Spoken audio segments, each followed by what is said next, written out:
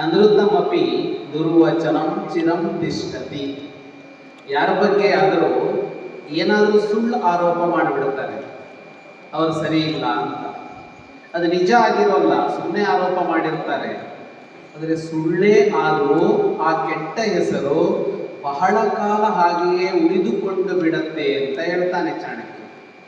ಯಾರ ಬಗ್ಗೆನೋ ಸತ್ಯ ಆದ್ರೆ ಮಾತ್ರ ಉಳ್ಕೊಳ್ಳತ್ತೆ, ಸುಳ್ಳಾದ್ರೆ ಬಿದ್ದೋಗತ್ತೆ ಅಂತ ಇಲ್ಲ. ಆರೋಪ ಸುಳ್ಳೇ ಆದರೂ ಅವರು ಸರಿ ಇಲ್ಲ ಅಂತ ಹೇಳಿದ್ದು ಬಹಳ ಕಾಲ ಕೆಟ್ಟ ಹೆಸರು ನಿಂತ್ಕೊಂಡು ಬಿಡತ್ತೆ ಅವರಿಗೆ. ನೋಡ್ತೀವಿ ನಾವು ಹೊರಗಡೆ ತುಂಬಾ ವಿಷಯಗಳಲ್ಲಿ ನೋಡ್ತೀವಿ, ಅವ್ರು ಹಾಗಾಗಿರೋಲ್ಲ, ಅವ್ರು ಹಾಗೆ ಮಾಡಿರೋಲ್ಲ, ಆದರೆ ಅವ್ರು ಅಂಥವರು ಅಂತ ಜನ ಅಂದ್ಕೊಳ್ತಾನೆ ಇರ್ತಾರೆ. ಯಾಕೆ ಅಂದರೆ ಜನ ಎಲ್ಲದಕ್ಕೂ ಸಾಕ್ಷಿ ನೋಡಿ ತೀರ್ಮಾನ ಮಾಡೋಲ್ಲ. ಯಾರೋ ಹೇಳಿದರೆ ಸಾಕು ಒಪ್ಕೊಂಡು ಬಿಡ್ತಾರೆ. ಅದು ಯಾರೋ ನಂಬಿಕಸ್ಥರೇ ಹೇಳಬೇಕು ಅಂತ ಇಲ್ಲ, ಯಾರೋ ಎಲ್ಲೋ ಹೇಳಿದರಂತೆ ಅಂತ ಹೇಳಿದರೂ ಸಾಕು ಜನ ನಂಬುತ್ತಾರೆ. ಹಾಗಾಗಿ ಸುಳ್ಳು ಕೂಡ ನಿಂತು ಬಿಡತ್ತೆ ಅಂತ ಹೇಳೋದ್ರ ಮೂಲಕ ಚಾಣಕ್ಯ ಯಾರ ಬಗ್ಗೆನೂ ಮಿಥ್ಯಾರೋಪಗಳನ್ನು ಮಾಡಬೇಡಿ ಅಂತ ಈ ಸೂತ್ರದಲ್ಲಿ ಹೇಳ್ತಾರೆ. ಯಾಕೆಂದ್ರೆ ಅವರ ಇಡೀ ಬದುಕಿಗೆ ಸಮಸ್ಯೆ ಆಗುತ್ತೆ. ಅವರ ಇಡೀ ಬದುಕಿನಲ್ಲಿ ಅವರು ಆ ಮಿಥ್ಯಾರೋಪವನ್ನು ಹೊತ್ತುಕೊಂಡೇ ಬದುಕಬೇಕಾಗತ್ತೆ ಅಂತ. ಸ್ವಲ್ಪ ದೊಡ್ಡ ವಿಷಯ, ನಿಮ್ಗೆ ಅರ್ಥ ಆಗೋದು ಕಷ್ಟ. ಮುಂದಿನ ಸೂತ್ರಕ್ಕೆ ಹೋಗೋಣ. ಶ್ರುತಿ ಸುಖಾತ್. ಈಗ ಹೇಳಲ್ಲ, ಆಮೇಲೆ ಅಂತೀಯ ನೀನು.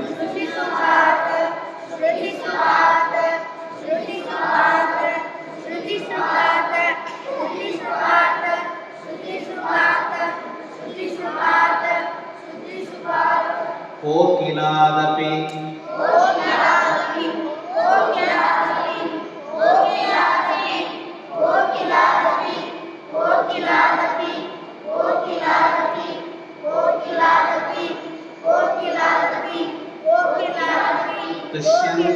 ತುಷ್ಯಂತಿ ಜನಾಃ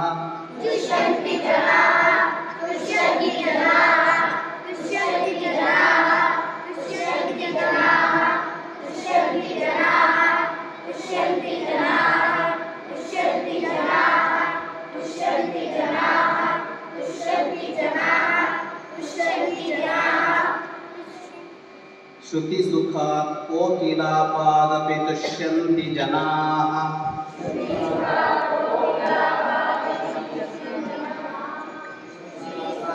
ಕೋಕಿಲಾದಪಿ ತುಷ್ಯಂತಿ ಜನಾಃ.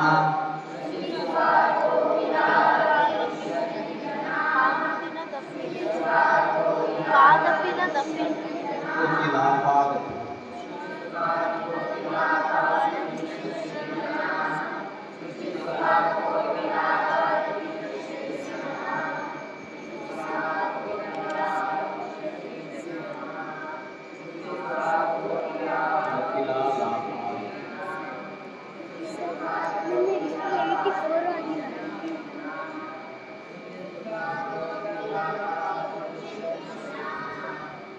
ಲೆಕ್ಕ ಏನ್ ಮಾಡ್ತಾ ಇದ್ದೀರಿ? ಅಲ್ಲೊಂದು ಲಾ ಸೇರಿಸ್ಕೊಳ್ಳಿ. ಕೋಕಿಲ ಲಾಪಾದಪಿ ಒಂದು ಲಾ ಆ್ಯಡ್ ಮಾಡ್ಕೊಳ್ಳಿ. ಕೋಗಿಲೆ, ಕೋಕಿಲ ಅಂದ್ರೆ ಕೋಗಿಲೆ. ಕೋಗಿಲೆ ಗೊತ್ತಾ? ಏನು ವಿಶೇಷತೆ ಅದರದ್ದು? ಚೆನ್ನಾಗಿ ಡ್ಯಾನ್ಸ್ ಮಾಡತ್ತಾ ಅದು? ಹಾಡು ಹೇಳತ್ತಾ ಅದು? ಹಾಡು ಹೇಳತ್ತಾ ಕೋಗಿಲೆ? ಹೇಳ್ರ, ಅದು ಕೂಗತ್ತೆ, ನಮ್ಮ ಕಿವಿಗೆ ಹಾಡಂಗೆ ಕೇಳಿಸತ್ತ. ಅದೇನು ಸಂಗೀತ ಕಲ್ತಿದ್ಯಾ? ಇಲ್ಲ, ಅದನ್ನೇ ಇಲ್ಲಿ ಹೇಳ್ತಾ ಇರೋದು.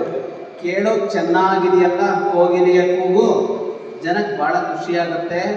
ಕೋಗಿಲೆ ಸಂಗೀತ ಹಾಡ್ತು ಅಂತ ಹೇಳ್ತೀವಿ. ಅಂದ್ರೆ ಕೋಗಿಲೆ ತನ್ನಷ್ಟಕ್ಕೇನೋ ಸದ್ದು ಮಾಡಿದೆ. ಎಲ್ಲಾ ಪಕ್ಷಿಗಳು ಕೂಗುವಂತೆ ಕೋಗಿಲೆಯು ಒಂದು ಸದ್ದು ಹೊರಡಿಸಿದೆ. ನಮಗೆ ಯಾಕೆ ಇಷ್ಟ ಆಗತ್ತೆ ಅದು? ಕೇಳೋಕ್ ಚೆನ್ನಾಗಿರೋದ್ರಿಂದ ಅಂತ. ಅದಕ್ಕೇನು ಅರ್ಥ ಇದೆಯೋ ನಮಗೆ ಗೊತ್ತಿಲ್ಲ. ಅದೇನೋ ದೊಡ್ಡ ನೀತಿ, ಚಾಣಕ್ಯ ನೀತಿ ಹೇಳ್ತಾ ಇದೆಯಾ ಅಂದ್ರೆ ಅದೇನಿಲ್ಲ.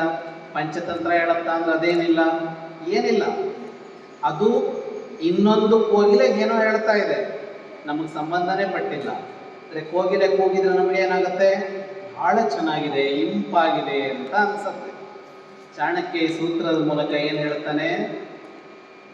ಚೆನ್ನಾಗಿ ಮಾತನಾಡಿದರೆ ಜನ ಇಷ್ಟಪಡ್ತಾರೆ ಅಂತ. ಅದಕ್ಕೆ ಅರ್ಥ ಇದೆಯೋ ಇಲ್ವೋ, ಅದರಿಂದ ಪ್ರಯೋಜನ ಇದೆಯೋ ಇಲ್ವೋ, ನಮಗೇನಾದರೂ ಅನುಕೂಲ ಆಗುತ್ತೋ ಇಲ್ವೋ, ಅದೆಲ್ಲ ಏನೂ ಇಲ್ಲ. ಅಂದರೆ ಕಿವಿಗೆ ಕೇಳೋದಕ್ಕೆ ಚೆನ್ನಾಗಿದೆ ಅಂತ ಅನ್ನಿಸಿದರೆ ಜನ ಖುಷಿ ಪಡ್ತಾರಲ್ವಾ. ಹಾಗಾಗಿ ಜನ ಖುಷಿ ಪಡುವಂತೆ ಮಾತನಾಡುವಂಥ, ಕೂಗೋದು, ಕಿರಿಚೋದು ಹಿಂಗೆಲ್ಲ ಮಾಡಿದರೆ ಚೆನ್ನಾಗಿರಲ್ಲ. ಮೆತ್ತಗೆ ಮಾತಾಡಿದರೆ ಮೃದುವಾಗಿ ಜನ ಕೇಳೋಣ ಅಂತ ಅನ್ಸುತ್ತೆ. ಹಾಗಾಗಿ ಹಾಗೆ ಮಾತನಾಡಬೇಕು. ಕಿವಿಗೆ ಖುಷಿ ಕೊಡುವಂತೆ ಕರ್ಣಾನಂದಕರವಾಗಿ, ಕಿವಿಗೆ ಆನಂದ ಸಿಗಬೇಕು, ಹಾಗೆ ಮಾತನಾಡಬೇಕು. ಮುಂದಿನ ಸೂತ್ರಕ್ಕೆ ಹೋಗೋಣ. ಶತ್ರೋರಪಿ ನ ಪಾತನೀಯಂ ವೃತ್ತಿ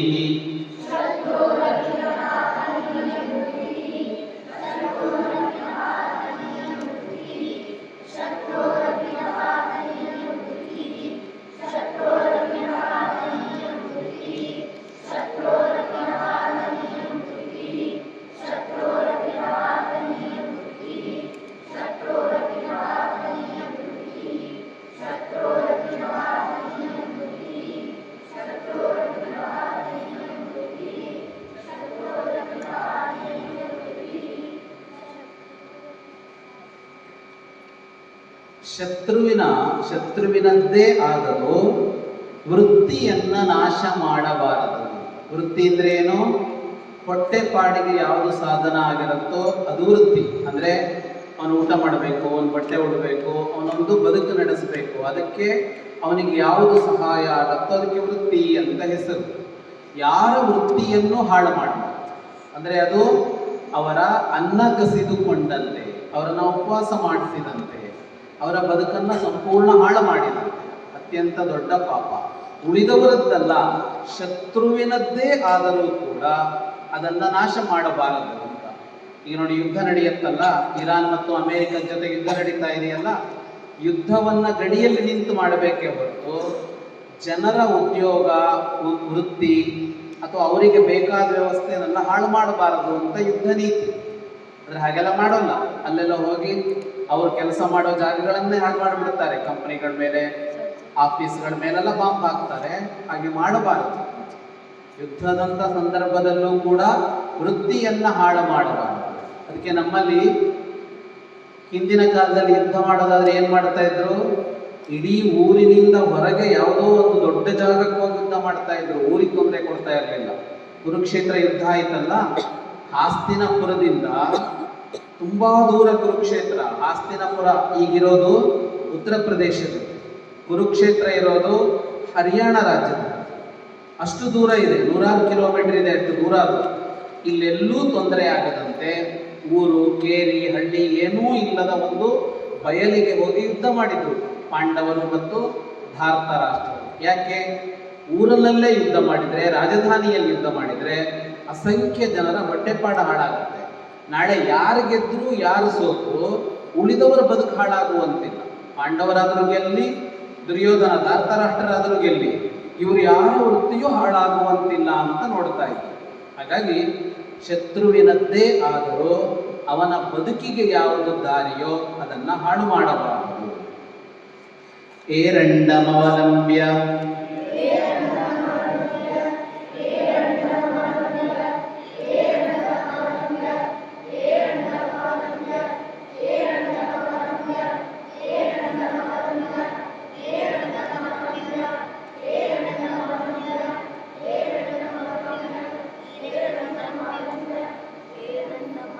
ಕುಂಜರನ್ನ ಕೋಪಯೇತ್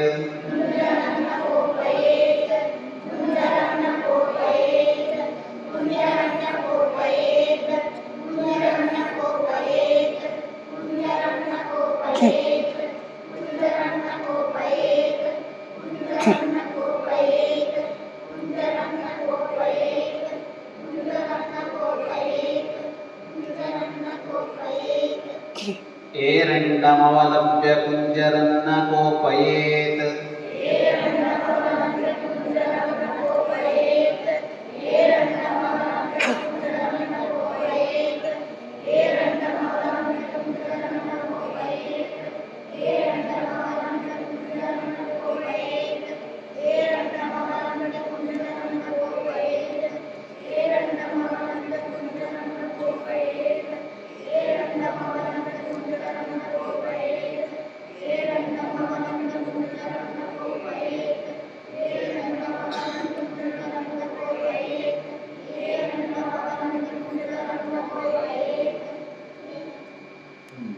ಕುಂಜರ ಅಂದರೆ ಆನೆ. ಆನೆಗೆ ಸಿಟ್ಟು ಬರೆಸಬಾರ್ದು. ಆನೆಗೆ ಸಿಟ್ಟು ಬರೆಸಿದ್ರೆ ಏನು ಮಾಡುತ್ತೆ? ತುಳಿದಾಕ್ತದೆ. ನೋಡಿದ್ದೀರಾ ವಿಡಿಯೋಗಳನ್ನ? ಆನೆಗೆ ಸಿಟ್ಟು ಬಂದಾಗ ಅದು ಹೇಗೆ ನುಗ್ಗಿ ಎಲ್ಲರಿಗೂ ತುಳಿದು ಹಾಕತ್ತೆ ಅಂತ. ಅಲ್ಲಿ ಯಾರೋ ಒಬ್ಬ ಇದ್ನಂತೆ, ಅವನು ನನ್ನ ಜೊತೆಗೆ ಸಪೋರ್ಟ್ ಇದೆ ನನಗೆ, ಹಾಗಾಗಿ ಆನೆ ಕೋಪ ಬಂದರೆ ಏನೂ ಸಮಸ್ಯೆ ಇಲ್ಲ ಅಂತ ಆನೆ ಕೋಪ ಬರ್ಸೋದಕ್ಕೆ ಹೋಗಿದ್ದು. ಅವನಿಗೇನು ಸಪೋರ್ಟು? ಏರಂಡ ಅಂತ ಒಂದು ಗಿಡ, ಹರಳೆ ಗಿಡ ಅಂತ ಹೇಳ್ತಾರೆ, ಏರಂಡ. ಇಲ್ಲಿರೋ ಮರಗಳೆಲ್ಲ ಇವೆಲ್ಲ ಈ ಥರ ಗಟ್ಟಿ ಮರ ಅಲ್ಲ, ಅದು ನೂಕಿದ್ರೆ ಆ ಕಡೆ ಬಿದ್ದೋಗುತ್ತೆ ಅನ್ನೋ ಥರದ್ದು ಒಂದು ಗಿಡದ ಥರ ಇರುತ್ತೆ. ಅದ್ರ ಪಕ್ಕ ನಿಂತ್ಕೊಂಡಿದ್ದ, ಎಂಥ ಆನೆ ಬಂದರೂ ನನ್ನನ್ನೇನು ಮಾಡೋಲ್ಲ, ಯಾಕೆ ನಾನು ಏರಂಡ ಗಿಡದ ಪಕ್ಕದಲ್ಲಿದ್ದೀನಿ ಅಂತ. ಹಂಗ ಅಂದುಕೊಂಡು ಆನೆಗೆ ಕೋಪ ಬರೆಸಿದ್ದಂತೆ ಒಬ್ಬ. ಏನು ಮಾಡ್ತು ಆನೆ? ಇವನು ತುಳಿತು, ಗಿಡನೂ ಕಿತ್ತ. ಏನರ್ಥ ಈ ಸೂತ್ರಕ್ಕೆ ಅಂತ ಅಂದರೆ, ಯಾರಾದರೂ ಒಬ್ಬ ಶಕ್ತಿಶಾಲಿ ಆದವನಿದ್ರೆ, ಬಲಿಷ್ಠನಾದವನಿದ್ರೆ, ಅವನನ್ನು ಎದುರಿಸೋದಕ್ಕೆ ನಮ್ಮ ಜೊತೆಗೆ ಬಲಿಷ್ಠರಿರಬೇಕು. ನಾವ್ಯಾರೋ ಶಕ್ತಿ ಇಲ್ಲದ ದುರ್ಬಲರನ್ನ ಜೊತೆಗಿಟ್ಕೊಂಡು ನನಗೆ ಭಾಳ ಸಪೋರ್ಟ್ ಇದೆ, ನೀನು ಗೆದ್ದು ಬಿಡ್ತೀನಿ ಅಂತ ಹೋದರೆ ಉಪಯೋಗಕ್ಕಾಗಲ್ಲ. ಹಾಗಾಗಿ ಯಾರನ್ನಾದರೂ ಎದುರು ಹಾಕಿಕೊಳ್ಳುವಾಗ, ಬಲಿಷ್ಠರಾದವರನ್ನ, ಸಮರ್ಥರನ್ನ ಎದುರು ಹಾಕಿಕೊಳ್ಳುವಾಗ ನಾವು ನಮ್ಮ ಜೊತೆಗೆ ಸಮರ್ಥರನ್ನೇ ಇಟ್ಟುಕೋಬೇಕಾಗತ್ತೆ. ಅದಿಲ್ಲದೆ ಅವರನ್ನ ಕೆರಳಿಸೋಕೆ ಹೋಗಬಾರ್ದು. ಕೆರಳಿಸಿದ್ರೆ ಪೆಟ್ಟು ನಮಗೂ ಬೀಳುತ್ತೆ, ನಮಗೆ ಸಪೋರ್ಟಿಗೆ ನಿಂತ್ಕೊಂಡವರಿಗೂ ಬೀಳುತ್ತೆ. ಎಷ್ಟೋ ಸಲ ಅವರು ಯುದ್ಧಕ್ಕೋ ಗಲಾಟೆಗೋ ಬಂದರೆ ನಮ್ಮ ಸಪೋರ್ಟಿಗೆ ನಿಂತಿರ್ತಾರಲ್ಲ, ಅವ್ರು ಯಾವಾಗಲೂ ಓಡೋಗ್ಬಿಟ್ಟಿರ್ತಾರೆ, ನಾವೊಬ್ಬರೇ ನಿಂತ್ಕೊಂಡಿರ್ಬೇಕಾಗುತ್ತೆ. ಹಾಗಾಗಿ ದುರ್ಬಲನಾದವ ಸಬಲನಾದವನ ನೆರವಿಲ್ಲದೆ ಸಮರ್ಥನಾದವನನ್ನ ಕೆರಳಿಸೋದಕ್ಕೆ ಹೋಗಬಾರ್ದು. ಮುಂದಿನ ಸೂತ್ರಕ್ಕೆ ಹೋಗೋಣ. ರಾತ್ರಿ ಚಾರಣಂ ನ ಕುರ್ಯಾತ್,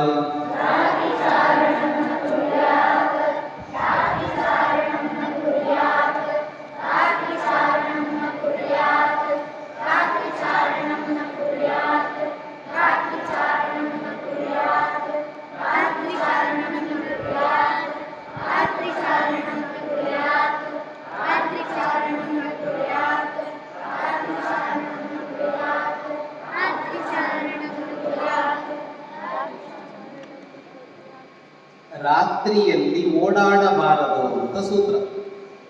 ಯಾಕೆ ಓಡಾಡಬಾರದು ರಾತ್ರಿಯಲ್ಲೆಲ್ಲೋ? ಏನಾಗುತ್ತೆ ರಾತ್ರಿ ಓಡಾಡಿದ್ರೆ? ಯಾಕೆ ಹೆದರಿಕೆ ಆಗುತ್ತೆ? ಭೂತ ಬರುತ್ತಾ? ರಾತ್ರಿ ಅನ್ನೋದು ಸೇಫ್ ಅಲ್ಲ, ಕಾಣಿಸೋಲ್ಲ. ರಾತ್ರಿ ಅನ್ನೋದು ಕಾಣಿಸೋಲ್ಲ ನಮಗೇನು, ಆ ಕಾರಣಕ್ಕಾಗಿ ರಾತ್ರಿ ಸಂಚಾರ ಮಾಡಬಾರದು ಅನ್ನೋದು ಒಂದು. ಎರಡನೆಯದ್ದು, ರಾತ್ರಿ ಅನ್ನೋದು ವಿಶ್ರಾಂತಿಗಾಗಿ ಇರುವ ಸಮಯ.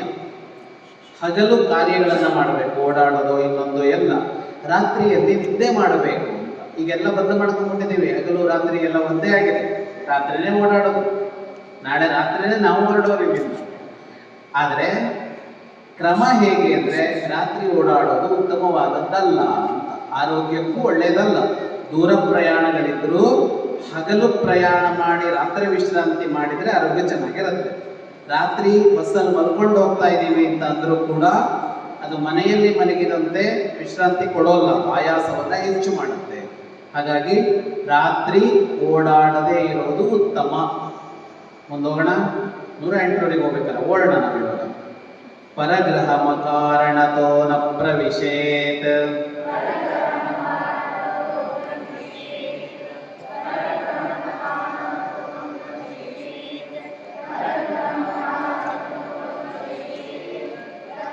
ಜೊತೆಗೆ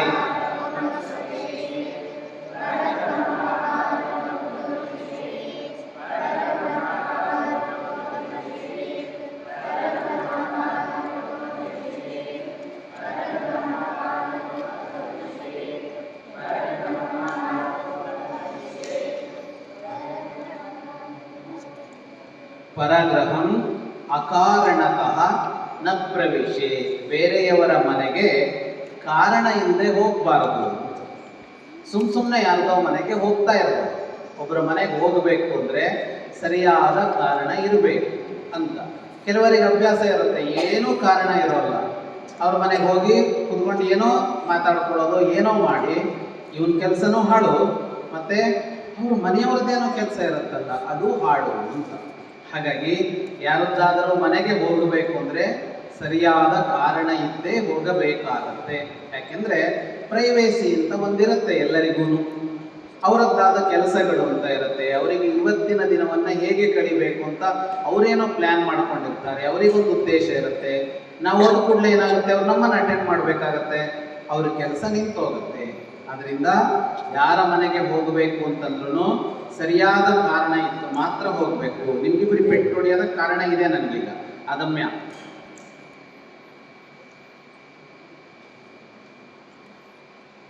ಮುಂದೋಣ.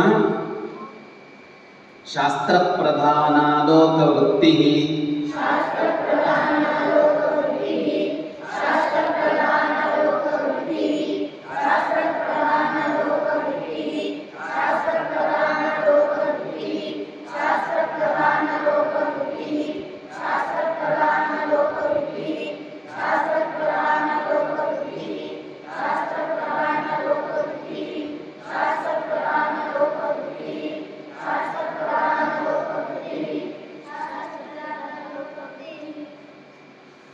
ನಾವು ಹೇಗೆ ನಡ್ಕೊಳ್ಬೇಕು ಅಂತ ಅನ್ನೋದಕ್ಕೆ ಶಾಸ್ತ್ರಗಳನ್ನು ಆಧರಿಸಬೇಕು ಅಂತ. ಶಾಸ್ತ್ರಗಳು ಹೇಗೆ ಹೇಳಿವೆಯೋ ಹಾಗೆ ಬದುಕಬೇಕು. ಶಾಸ್ತ್ರ ಅಂದರೆ ನಮ್ಮ ಹಿರಿಯರು ಹೇಗೆ ಬದುಕಬೇಕು ಅಂತ ಹೇಳಿ ಹೋಗಿರ್ತಾರೆ. ಚಾಣಕ್ಯ ನೀತಿ ಸೂತ್ರ ಇದೆಯಲ್ಲ, ಹೀಗೆ ಹೇಗಿರಬೇಕು, ಹೇಗೆ ಮಾತಾಡಬೇಕು, ಏನು ಮಾಡಬಾರ್ದು ಅಂತೆಲ್ಲ ಹೇಳಿರ್ತಾರೆ.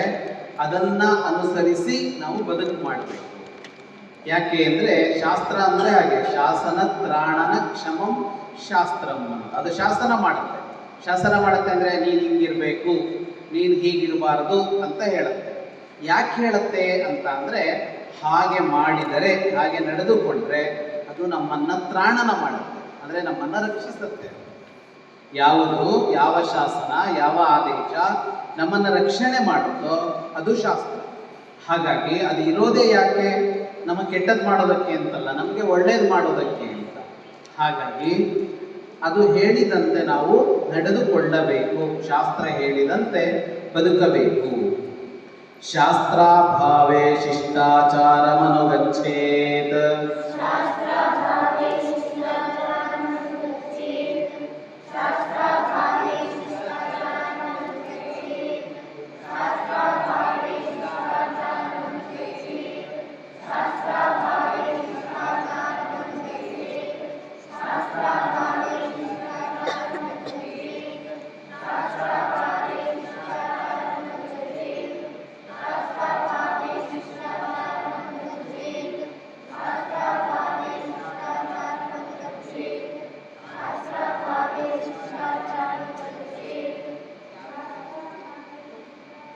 ಕೆಲವೊಮ್ಮೆ ಏನಾಗುತ್ತೆ, ಕೆಲವು ವಿಷಯಗಳನ್ನ ಹೇಗೆ ನಡ್ಕೋಬೇಕು ಅಂತ ಶಾಸ್ತ್ರದಲ್ಲಿ ಇರೋಲ್ಲ, ಶಾಸ್ತ್ರದಲ್ಲಿ ಬರೆದಿರೋಲ್ಲ.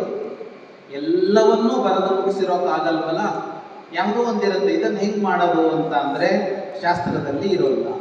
ಆಗ ಏನು ಮಾಡಬೇಕಂತೆ ಅಂದರೆ ಶಿಷ್ಟಾಚಾರಂ ಅನುಗಚ್ಚೇತ್. ಶಿಷ್ಟರು ಹೇಗೆ ನಡ್ಕೊಳ್ತಾರೋ ಅದನ್ನು ನೋಡಿ ನಾವು ನಡ್ಕೊಳ್ಬೇಕು. ಶಿಷ್ಟರು ಅಂದರೆ ಸಜ್ಜನರು, ವಿವೇಕಿಗಳು. ವಿವೇಕಿಗಳು ಹೇಗೆ ನಡ್ಕೊಳ್ತಾರೆ ಅಂತ ನೋಡ್ಬೇಕು. ಅವ್ರು ಹೇಗೆ ಮಾಡ್ತಾರೆ, ಅವ್ರು ಹೇಗೆ ಮಾಡೋಲ್ಲ ಅಂತ ನೋಡಿ ಅವರನ್ನ ಅನುಸರಿಸಬೇಕು. ಅಂದರೆ ಎರಡು, ಒಂದು ಶಾಸ್ತ್ರ ಏನು ಹೇಳಿದೆ ಅಂತ ನೋಡಬೇಕು. ಶಾಸ್ತ್ರ ಸಿಕ್ಕಿಲ್ಲ, ಶಾಸ್ತ್ರದಲ್ಲಿ ಇಲ್ಲ ಅಂತ ಅಂದರೆ ನಮ್ಮ ಸುತ್ತ ಯಾರು ವಿವೇಕಿಗಳಿರ್ತಾರೆ, ತಿಳಿದವರಿರ್ತಾರೆ, ಅವರು ಹೇಗೆ ನಡ್ಕೊಳ್ತಾರೆ ಅನ್ನೋದನ್ನು ನೋಡಿ ನಾವು ಹೇಗೆ ಬದುಕಬೇಕು ಅನ್ನೋದನ್ನ ಕಲಿಬೇಕು. ಗತಾನುಗತಿಕೋ ಲೋಕಃ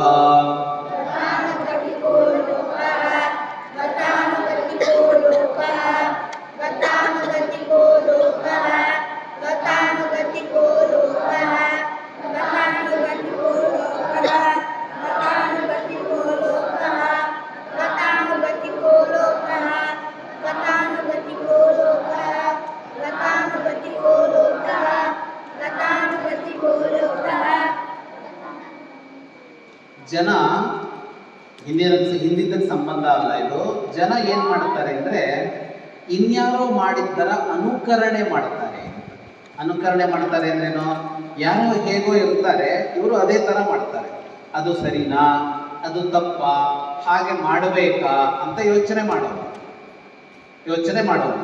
ಹಿಂದಿಂದ ಬಂದಿದೆ, ಅವ್ರು ಯಾರೋ ಮಾಡಿದ್ದಾರೆ, ನೂರಾರು ಜನ ಮಾಡ್ತಾ ಇದ್ದಾರೆ ಅಂತ ಅಂದ್ಕೊಂಡು ಸುಮ್ಮನೆ ಅನುಸರಿಸ್ತಾ ಇರ್ತಾರೆ. ಅದು ಯಾಕೆ, ಏನು, ಅದರಿಂದ ಲಾಭ ಏನು, ಪ್ರಯೋಜನ ಏನು ಅಂತ ನೋಡೋಲ್ಲ. ಅಂದರೆ ಹಾಗೆ ನೋಡಬೇಕು ಅಂತ ಹೇಳ್ತಾನೆ ಚಾಣಕ್ಯ. ಒಂದು ಕಥೆ ಇದೆ. ಒಬ್ಬ ಕಾಶಿಗೆ ಹೋಗಿದ್ದಂತೆ. ಅವನ ಹತ್ರ ಒಂದು ಚೊಂಬಿತ್ತು. ಅಲ್ಲಿಗೆ ಹೋಗುವಾಗ ತಗೊಂಡೋಗಿದ್ದ ಒಂದು ಚೆಂಬು, ತಾಮ್ರದ ಚೊಂಬು, ಕಲಶ. ಸ್ನಾನ ಮಾಡಬೇಕು ಗಂಗೆಯಲ್ಲಿ, ಒಬ್ಬನೇ ಹೋಗಿದ್ದ. ಆ ಚಂಬನ್ನ ಎಲ್ಲಾದ್ರೂ ಇಟ್ಟು ಗಂಗೆಗೆ ಸ್ನಾನಕ್ಕೆ ಹೋಗ್ಬೇಕು. ಏನ್ ಮಾಡೋದು, ಎಲ್ಲರೂ ಇಟ್ಟರೆ ಯಾರಾದ್ರೂ ಕಳ್ಳರು ಕದ್ಕೊಂಡು ಹೋಗ್ಬಿಡ್ತಾರೆ, ಅಥವಾ ಅಲ್ಲಿರೋರು ಯಾರೋ ತಗೊಂಡು ಹೋಗ್ಬಿಡ್ತಾರೆ. ಏನ್ ಮಾಡೋದು ಅಂತ ಯೋಚನೆ ಮಾಡಿದಾಗ ಅವನಿಗೊಂದು ಹೊಳಿತು. ಏನ್ ಮಾಡ್ದ, ಸ್ವಲ್ಪ ಮರಳನ್ನ ತೆಗೆದ.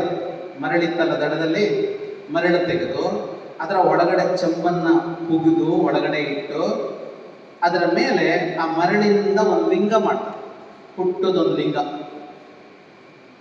ಜನ ಏನ್ ಅನ್ಕೋತಾರೆ, ಈಗ ಅಲ್ಲೊಂದು ಲಿಂಗ ಇದೆ ಅಂತ ಅನ್ಕೋತಾರೆ. ಇವನಿಗೆ ಲಿಂಗದ ಕೆಳಗಡೆ ಚೊಂಬಿದೆ ಅಂತ ಗೊತ್ತು, ಗುರುತಿಗೆ. ಸುಮ್ಮನೆ ಮರಳಲ್ಲೇ ಹುದುಗಿಟ್ಟೋದ್ರೆ ಏನಾಗುತ್ತೆ, ವಾಪಸ್ ಬರುವಾಗೆಲ್ಲ ಒಂದೇ ತರ ಕಾಣಿಸುತ್ತೆ, ಗುರುತು ಬೇಕಲ್ವಾ. ಅದಕ್ಕೆ ಮೇಲ್ಗಡೆ ಒಂದು ಲಿಂಗ ಮಾಡಿ ಸ್ನಾನಕ್ಕೆ ಹೋದ. ಸ್ನಾನ ಮುಗಿಸಿ ಬರ್ತಾನೆ, ಏನಾಗಿದೆ ಗೊತ್ತಾ, ಅಲ್ಲಿ ಎಲ್ಲಿ ನೋಡಿದ್ರು ಲಿಂಗ. ಇವನ್ ಲಿಂಗ ಮಾಡಿ ಸ್ನಾನಕ್ಕೆ ಹೋಗಿದ್ನಲ್ಲ, ಇನ್ನೊಬ್ಬ ಬಂದ, ನೋಡ್ದ, ಅಲ್ಲೊಬ್ಬ ಸ್ನಾನ ಮಾಡ್ತಾ ಇದ್ದಾನೆ, ಇಲ್ಲೊಂದು ಲಿಂಗ ಇದೆ.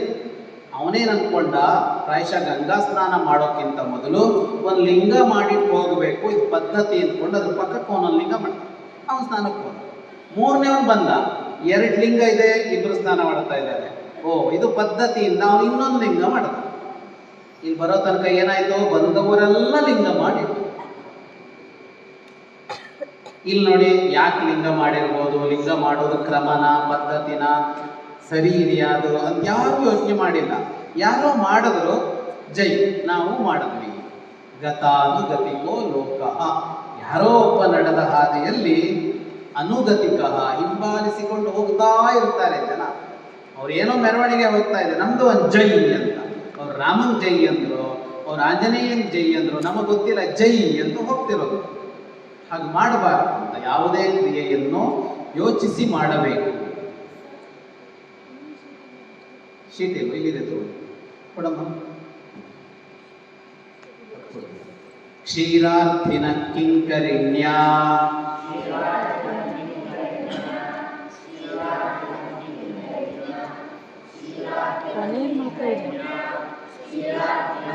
ಅಲ್ಲ, ಇಡೀ ತಗೊಳ್ಳಿ.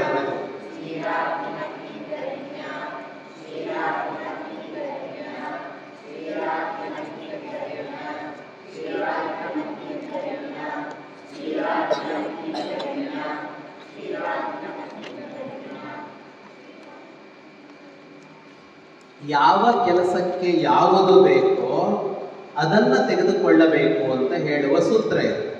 ಈಗ ಒಬ್ಬನಿಗೆ ಹಾಲು ಬೇಕು,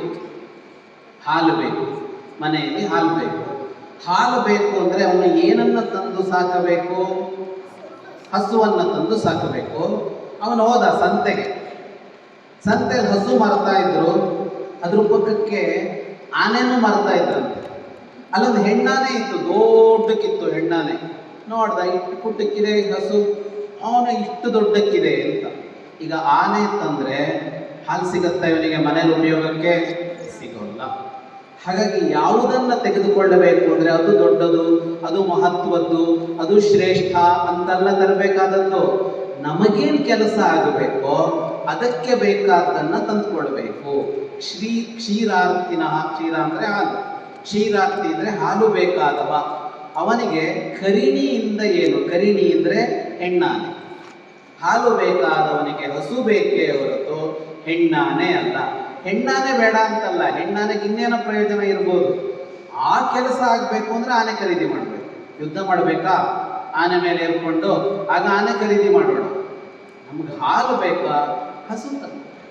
ಅಂದ್ರೆ ಜನ ಹೇಗಿರ್ತಾರೆ, ಹಿಂಗಲ್ಲ, ಪಕ್ಕದ ಮನೆಯವನು ಏನೋ ಮಾಡದ ಅಂತ ಇವನು ಮಾಡೋದು. ನಮ್ಮ ದೊಡ್ಡ ಕಾರ್ ತಂದ, ಇವನು ಅದಕ್ಕಿಂತ ದೊಡ್ಡ ಕಾರ್ ತರೋದು. ಅವನೊಂದು ದೊಡ್ಡ ಬಿಲ್ಡಿಂಗ್ ಕಟ್ಟದ, ಇವನೊಂದು ದೊಡ್ಡ ಬಿಲ್ಡಿಂಗ್ ಕಟ್ಟೋದು. ನಮಗೆ ಬೇಕಾ ಅಂತ ನೋಡಲ್ಲ, ಅಲ್ಲಿದೆ ನಾನು ಮಾಡ್ತೀನಿ ಅಂತ ಹೋಗ್ತಾರೆ. ಆಗ ಹೋಗಬಾರದು. ಪರಾಯತ್ತೇಷು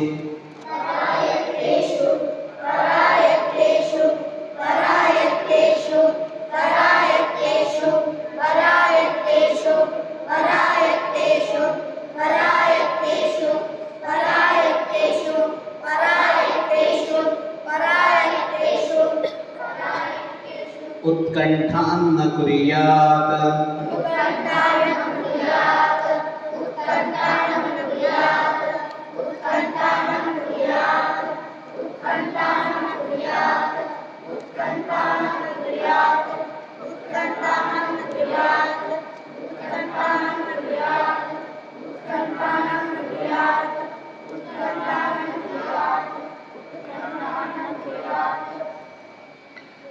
ಬೇರೆಯವರ ವಸ್ತುವಿನ ವಿಷಯದಲ್ಲಿ ಅತ್ಯಾಸಕ್ತಿ ತಾಳಬಾರದು. ಹಿಂದೆ ಬಂದಿದ್ದು ಇದೇ ಥರದ್ದು, ಬೇರೆಯವರ ವಸ್ತು ಬಯಸಬಾರದು ಅಂತ. ಅದನ್ನ ಇನ್ನೊಂದು ತರಹದಲ್ಲಿ ಹೇಳುತ್ತೆ ಇದು. ಇನ್ನೊಬ್ಬರಿಗೆ ಸೇರಿದ ವಸ್ತುವಿನಲ್ಲಿ ಉತ್ಕಂಠೆ ಅಂದ್ರೆ ಅತಿಯಾದ ಆಸಕ್ತಿ, ಬೇಕೇ ಬೇಕು ಅಂತ ಯಾವಾಗಲೂ ಮಾಡಬಾರದು. ನಮಗೆ ಸೇರಬೇಕಾದ್ದು ಅಥವಾ ನಮ್ಮದು ಯಾವುದಿದೆಯೋ ಅದನ್ನು ಮಾತ್ರ ಬಯಸಬೇಕೇ ಹೊರತು ಇನ್ನೊಬ್ಬರದ್ದಲ್ಲ ಅಂತ. ಇದು ಬಂದಿದೆ, ಈ ಸೂತ್ರಕ್ಕೆ ವ್ಯಾಖ್ಯಾನ ಮಾಡಿದೆ. ಮುಂದೋಗೋಣ. ಸಂತೋಷತ್ಸು ನರಮಂತೆ.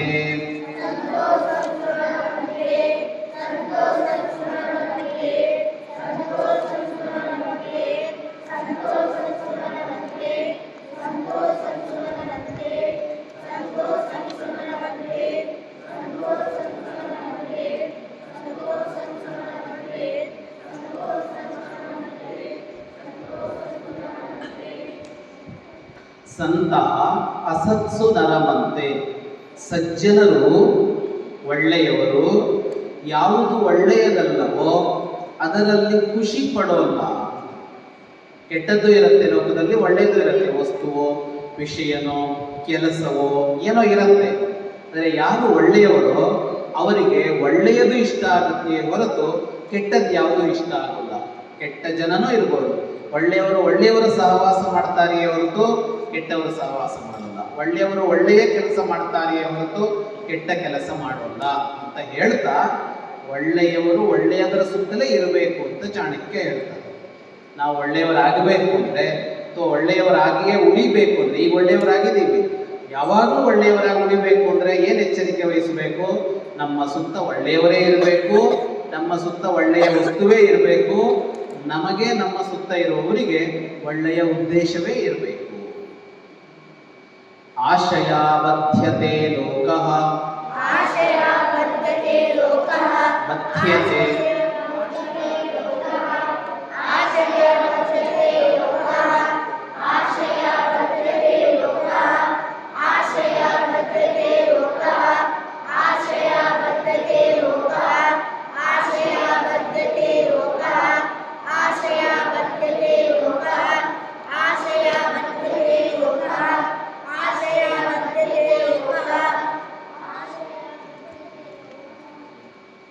ಆಸೆ ಎಲ್ಲರನ್ನ ಕಟ್ಟಿ ಹಾಕತ್ತೆ ಅಂತ ಈ ಸೂತ್ರ. ಸ್ವಲ್ಪ ಸಣ್ಣವರಿಗಿಂತ ದೊಡ್ಡವರಿಗೆ ಹೆಚ್ಚು ಅರ್ಥ ಆಗುವ ಸೂತ್ರ. ಸಣ್ಣವರು ಅರ್ಥ ಮಾಡಿಕೊಳ್ಬೋದು. ಅದು ಆಸೆ ಇದೆ ಅಂತ ಅಂದರೆ ಅದು ನಮ್ಮನ್ನು ಕಟ್ಟಿ ಹಾಕತ್ತೆ. ಆಸೆಯನ್ನು ಕಡಿಮೆ ಮಾಡಿಕೊಳ್ಬೇಕು, ಅಥವಾ ಆಸೆಯನ್ನ ಮೋಹಕ್ಕೆ ತಿರುಗಿಸಿಕೊಳ್ಳಬಾರದು. ಅನಂತ ಎಲ್ಲಿದೆಯಾ? ಈ ಕಡೆ ನೋಡು, ಅಡ್ಡ ತಿರುಗಲ್ಲೆಲ್ಲ ನೋಡ್ತಾ ಇದೆಯಲ್ಲ. ಆಸೆ ಅನ್ನೋದು ಗಟ್ಟಿ ಹಾಕತ್ತೆ ಅಂತ. ನಮಗೊಂದು ಆಸೆ ಇದ್ರೆ ಆಸೆ ಏನು ಮಾಡುತ್ತೆ? ಸಾಧನೆ ಮಾಡೋಕೆ ಬಿಡೋಲ್ಲ. ಉದಾಹರಣೆಗೆ ಮನೇಲಿರೋದು ಆಸೆ, ರಜಾ ಆರಾಮಾಗಿ ಮನೇಲಿರೋದು ಆಸೆ ಅಂತ ಅಂದರೆ ಕಲಿಯೋಕ್ಕಾಗಲ್ಲ. ಶಾಲೆಗೆ ಹೋಗೋ ಆಸೆ ಇರೋಲ್ಲ. ಏನಿರುತ್ತೆ? ಮನೇಲಿ ಆಟ ಆಡ್ಕೊಂಡಿರೋಣ ಅಂತ ಆಸೆ, ಮೊಬೈಲ್ ಹಿಡ್ಕೊಂಡು. ಶಿಬಿರಕ್ಕೆ ಹೋಗೋಣ ಅಂತ ಆಸೆ ಇರೋಲ್ಲ, ಮನೇಲೆ ಆಟ ಆಡ್ಕೊಂಡಿರೋಣ ಅಂತ ಆಸೆ ಅಲ್ವಾ? ಇಂಥ ಆಸೆ ಇದ್ದರೆ ಅದೇನು ಮಾಡುತ್ತೆ? ನಮಗೆ ಸಿಗೋ ಲಾಭ ಇಲ್ಲದೆ ಇರೋ ಹಾಗೆ ಮಾಡಿಬಿಡುತ್ತೆ. ಆಸೆ ಬೇಕು, ಆದರೆ ಅತಿ ಆಸೆಯಾಗಿರ್ಬಾರ್ದು. ಏನು ಆಸೆ ಅಂದರೆ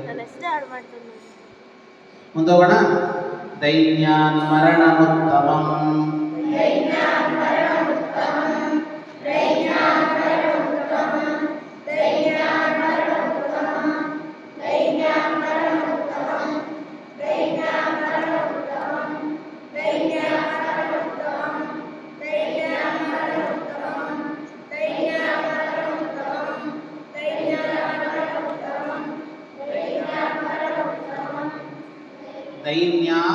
ಮರಣಂ ಉತ್ತಮಂ. ದೈನ್ಯ ಇರಬಾರದು ಅಂತ. ದೈನ್ಯ ಅಂದ್ರೆ ಗೊತ್ತಾ?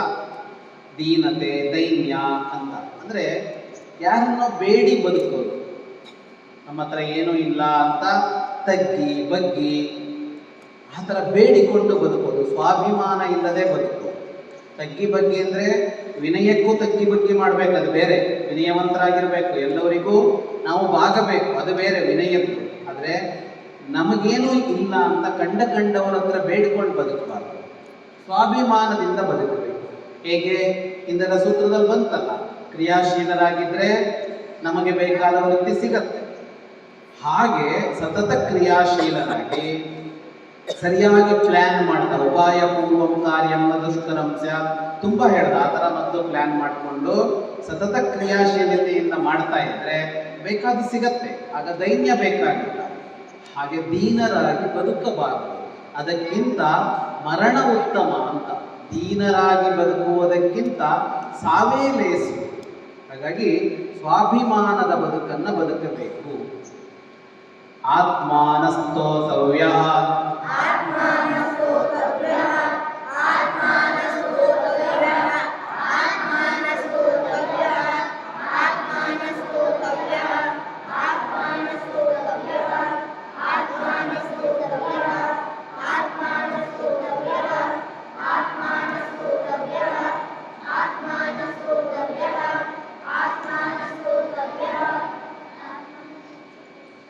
ನಮ್ಮನ್ನ ನಾವು ಹೊಗಳಿಕೊಳ್ಳಬಾರದು ಅಂತ ಹೇಳಿದ್ರು. ಆತ್ಮ ಅಂದರೆ ನಾವು. ನಮ್ಮನ್ನ ನಸ್ತೋತವ್ಯ, ಹೊಗಳಿಕೊಳ್ಳಬಾರದು. ತುಂಬ ಜನ ಏನು ಮಾಡ್ತಾರೆ, ಅವರನ್ನು ಹೊಗಳ್ಕೊಳ್ತಾ ಇರ್ತಾರೆ. ನಾನು ಹಂಗೆ ಮಾಡ್ತೀನಿ, ನಾನು ಹಿಂಗೆ ಮಾಡ್ತೀನಿ, ನಾನು ಹಂಗೆ ಮಾಡಿದ್ದೀನಿ, ಹಿಂಗೆ ಮಾಡಿದ್ದೀನಿ, ನನಗದು ಬರುತ್ತೆ, ನನಗಿದು ಬರುತ್ತೆ ಅಂತ ತಮ್ಮನ್ನ ತಾವು ಹೊಗಳಿಕೊಳ್ತಾ ಇರ್ತಾರೆ, ಸ್ವಪ್ರಶಂಸೆ ಮಾಡ್ಕೊಳ್ತಾ ಇರ್ತಾರೆ. ಹಾಗೆ ಮಾಡಬಾರ್ದು. ನಮ್ಮನ್ನ ಬೇರೆಯವರು ಹೊಗಳಬೇಕು, ನಾವು ಬೇರೆಯವರನ್ನು ಹೊಗಳಬೇಕು. ನಮ್ಮನ್ನು ನಾವು ಹೊಗಳ್ಕೊಳ್ಳೋದಲ್ಲ, ನಮ್ಮನ್ನು ನಾವು ಹೊಗಳ್ಕೊಳ್ಳೋದಲ್ಲ. ನಾವು ಹೊಗಳ್ಕೊಂಡ್ರೆ ನಾವು ಬಹಳ ಕನಿಷ್ಠ ಅಂತ ಅನ್ನಿಸ್ತೀವಿ. ನಾವು ಎಷ್ಟು ದೊಡ್ಡ ಸಾಧನೆ ಮಾಡಿರ್ಬೋದು, ನಾವೇ ಹೇಳಿಕೊಂಡ್ರೆ ಅದಕ್ಕೆ ಬೆಲೆ ಇರೋಲ್ಲ. ಅದೇ ನಾವು ಮಾಡಿದ ಸಾಧನೆಯನ್ನು ಮೂರನೆಯವರು ಹೇಳಿದರೆ ಅದಕ್ಕೆ ಬೆಲೆ ಹೆಚ್ಚಿರುತ್ತೆ. ಹಾಗಾಗಿ ಯಾವ ಕಾರಣಕ್ಕೂ ಆತ್ಮಪ್ರಶಂಸೆ ಮಾಡಿಕೊಡಬಾರ್ದು. ಆತ್ಮಪ್ರಶಂಸೆ ಅಂದ್ರೇನು? ನಮ್ಮನ್ನು ನಾವು ಹೊಗಳಿಕೊಳ್ಳೋದು. ಅತಿಥಿಮಭ್ಯಾಗತಂಚ.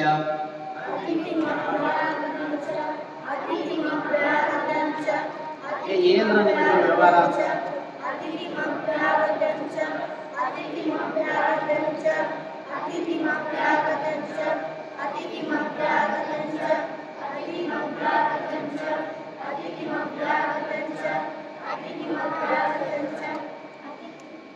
ಪೂಜಯೇತ್ ಯಥಾ ವಿಧಿ.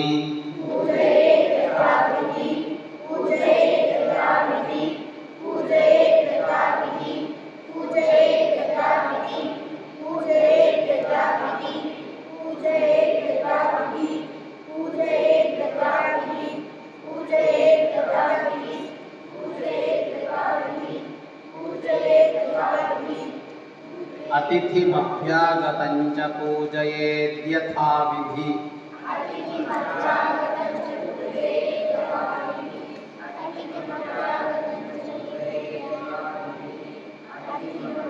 ಹೇಳಿದ್ರೆ ಬರುತ್ತೆ, ಹೇಳದೇ ಇದ್ರೆ ಹೆಂಗೆ ಬರುತ್ತೆ?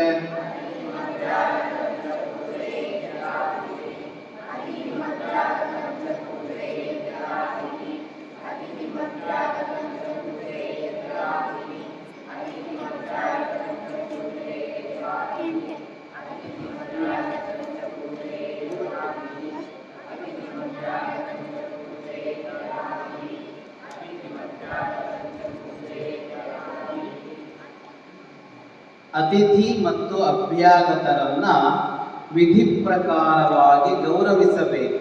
ಪೂಜೆಯೇತ್ ಅಂದರೆ ಗೌರವಿಸಬೇಕು. ಯಥಾವಿಧಿ ಅಂದರೆ ಕ್ರಮ ಪ್ರಕಾರವಾಗಿ. ಅತಿಥಿ ಅಭ್ಯಾಗತರು ಅಂದರೆ ಯಾರು? ಮನೆಗೆ ಬರೋರು. ಈ ಮನೆಗೆ ಬರೋರಲ್ಲಿ ಎರಡು ಗುಂಪಿದೆ. ಮನೆಗೆ ಬರ್ತಾರಲ್ಲ ಯಾರಾದರೂ, ಅವರಲ್ಲಿ ಎರಡು ಗುಂಪು. ಒಂದು ಅತಿಥಿಗಳು, ಇನ್ನೊಂದು ಅಭ್ಯಾಗತರು. ಅತಿಥಿ ಅಭ್ಯಾಗತ ಅಂದರೆ ವ್ಯತ್ಯಾಸ ಏನು ಅಂತ ಅಂದರೆ, ಯಾರೋ ಒಬ್ರು ಬರೋದು ನಮಗೆ ಗೊತ್ತಿರುತ್ತೆ. ಅವರು ಇಂಥ ದಿನ ಬರ್ತಾರೆ, ಈ ಹೊತ್ತಿಗೆ ಬರ್ತಾರೆ ಅನ್ನೋದು ನಮಗೆ ಗೊತ್ತಾಗಿದ್ರೆ, ನಮಗೆ ಗೊತ್ತಿದ್ರೆ ಮೊದಲೇ ಅವರು ಅಭ್ಯಾಗತ. ಯಾರು ಬರೋದು ಗೊತ್ತಿಲ್ಲ, ದಿಢೀರಂತ ಬರ್ತಾರಲ್ಲ, ಅವರು ಅತಿಥಿಗಳು. ಈ ಅತಿಥಿಗಳು ಅಪರಿಚಿತರೂ ಆಗ್ಬೋದು. ಸಾಧಾರಣವಾಗಿ ಅಭ್ಯಾಗತರು ನಮಗೆ ಪರಿಚಿತರಾಗಿರ್ತಾರೆ. ಯಾಕೆ? ಅವ್ರು ಬರ್ತೀನಿ ಅಂತ ತಿಳಿಸಿ ಬರ್ತಾರಲ್ಲ, ಒಂದು ಪರಿಚಯ ಇರುತ್ತೆ. ಆದರೆ ಅತಿಥಿಗಳು ಪರಿಚಯದವರು ಆಗ್ಬೋದು, ಪರಿಚಯ ಇಲ್ಲದೆ ಇದ್ದವರು ಆಗ್ಬೋದು. ತಿಥಿ ಅಂದರೆ ದಿನ. ತಿಥಿ ಯಾವತ್ತು ಬರ್ತಾರೆ ಅಂತ ಗೊತ್ತಿಲ್ಲ, ಹಾಗೆ ದಿಢೀರ್ ಅಂತ ಬಂದಿದ್ದಾರೆ, ಅವರ ಅತಿಥಿ. ಈ ಅತಿಥಿ ಅಭ್ಯಾಗತರು ಅಂತ ಮನೆಗೆ ಬರ್ತಾರಲ್ಲ, ಅವರನ್ನ ಗೌರವಿಸಬೇಕು, ಚೆನ್ನಾಗಿ ನೋಡ್ಕೋಬೇಕು ಅಂತ. ಆತಿಥ್ಯ ಅಂತ ಕರೀತಾರಲ್ಲ, ಅದು ಗೌರವಿಸುವುದು ಅಂತ. ಗೌರವಿಸುವುದು ಅಂದರೆ ಹೇಗೆ? ಅವರಿಗೆ ವ್ಯವಸ್ಥೆ ಮಾಡಬೇಕು. ಊಟವೋ, ತಿಂಡಿಯೋ, ಬಾಯಾರಿಕೆಯೋ, ಅವರಿಗೆ ನೀರೋ, ಬೇಕಾದ ವ್ಯವಸ್ಥೆಗಳನ್ನು ಮಾಡಿ ಕೊಡಬೇಕು.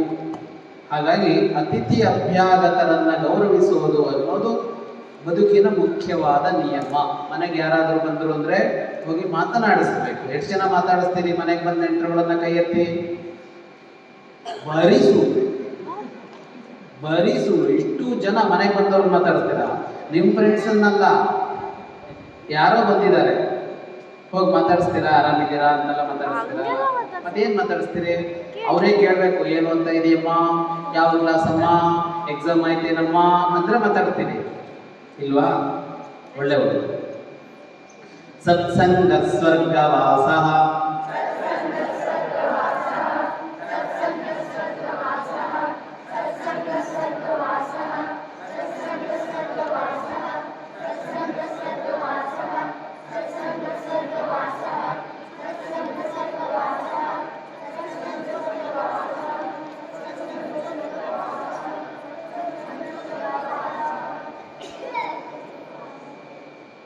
ಸತ್ಸಂಗವೇ ಸ್ವರ್ಗವಾಸ ಅಂತ. ಸ್ವರ್ಗ ಅಂದ್ರೆ ಏನು ಅಂತ ನೆನಪಿದೆ ಅಲ್ವಾ? ಹೇಳಿದ್ದು ಸ್ವರ್ಗ ಅಂತ ಒಂದು ಲೋಕ ಇದೆ, ಅಲ್ಲಿ ಬಯಸಿದ್ದೆಲ್ಲ ಸಿಗತ್ತೆ. ಅಂದುಕೊಂಡ್ರೆ ಸಾಕು, ಟಣ್ಣ ಅಂತ ಎದುರಿಗೆ ಬರುತ್ತೆ. ಐಸ್ ಕ್ರೀಮ್ ಬೇಕು ಅಂದ್ರೆ ಐಸ್ ಕ್ರೀಮ್ ಬರುತ್ತೆ. ಪುಣ್ಯ ಮಾಡು, ಸಿಗತ್ತೆ, ಇಲ್ಲ ಅನ್ನೋದು. ಚಾಣಕ್ಯ ಹೇಳ್ತಾನೆ, ಸಜ್ಜನರ ಜೊತೆಗೆ ಬದುಕೋದಿದೆಯಲ್ಲ ಅದೇ ಸ್ವರ್ಗ ಅಂತ. ಸತ್ಸಂಗ, ಸಜ್ಜನರ ಜೊತೆಗಿದ್ರೆ ಅದೇ ಸ್ವರ್ಗವಾಸ. ಅಂದರೆ ಸ್ವರ್ಗದಲ್ಲಿ ವಾಸ ಮಾಡಿದಾಗ ಯಾವ ಸಂತೋಷ ಸಿಗತ್ತೋ, ತೃಪ್ತಿ ಸಿಗತ್ತೋ, ನೆಮ್ಮದಿ ಸಿಗತ್ತೋ, ಅದೆಲ್ಲ ಯಾರ ಜೊತೆಗಿದ್ರು ಸಿಗತ್ತೆ? ಸಜ್ಜನರ ಜೊತೆಗಿದ್ರು ಸಿಗತ್ತೆ. ಅದರಿಂದ ಸಜ್ಜನರ ಜೊತೆಗೆ ಇರಬೇಕು ಅಂತ.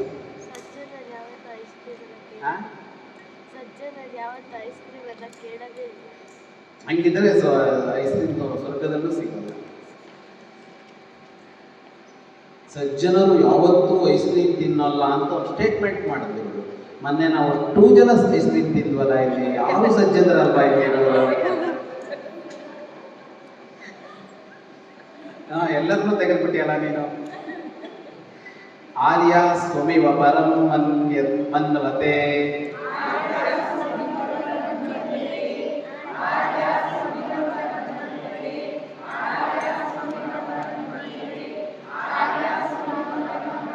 ಮನ್ವತೆ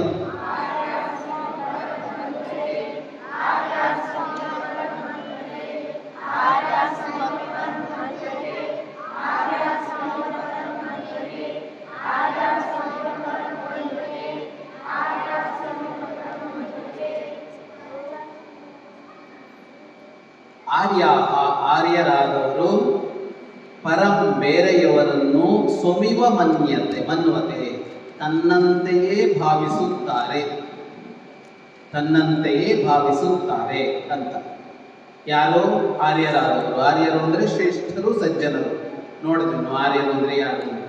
ಹಾಗಂದ್ರೆ ಏನು ಸ್ವಮಿವ ಪರಂ ಮನ್ವತೆ ಅಂತ? ಈಗ ನಮಗೆ ಯಾರಾದರೂ ಹೊಡೆದ್ರೆ ಏನಾಗುತ್ತೆ? ನೋವಾಗುತ್ತೆ. ಬೇರೆಯವರಿಗೆ ನಾವು ಹೊಡೆದ್ರೆ ಅವರಿಗೂ ನೋವಾಗುತ್ತೆ. ಆದರೆ ನಾವು ನಮಗೆ ಹೊಡೆದ್ರೆ ನೋವಾಗುತ್ತೆ ಅಂತ ಯೋಚನೆ ಮಾಡ್ತೀವಿ, ನಾವು ಅವರಿಗೆ ಹೊಡೆದ್ರೆ ಅವರಿಗೂ ನೋವಾಗುತ್ತೆ ಅಂತ ಯೋಚನೆ ಮಾಡೋಲ್ಲ. ತನ್ನಂತೆ ಪರರ ಬಗೆದೊಡೆ ಕೈಲಾಸ ಭಿನ್ನಾಣು ಒತ್ತು. ಅಂದರೆ ನನಗೆ ಯಾವುದು ನೋವಾಗುತ್ತೋ ಅದೇನೋ ಅವನಿಗೂ ಆಗುತ್ತಲ್ವಾ ಅಂತ ಯೋಚನೆ ಮಾಡಿದರೆ ನಾವು ಯಾರೂ ಕೆಟ್ಟ ಕೆಲಸ ಮಾಡಲ್ಲ.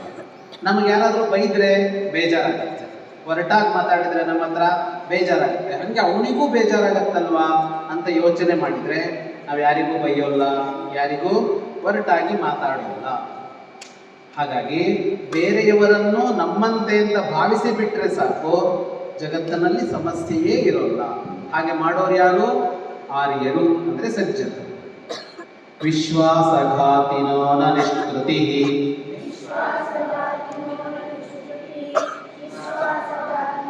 ಜೋರಾಗಿ. ಅದಮ್ಯ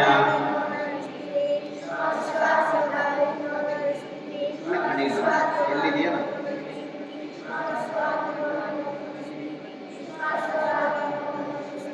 ಹಲೋ, ಎಲ್ಲಿದ್ದೀರಿ ನೀವು?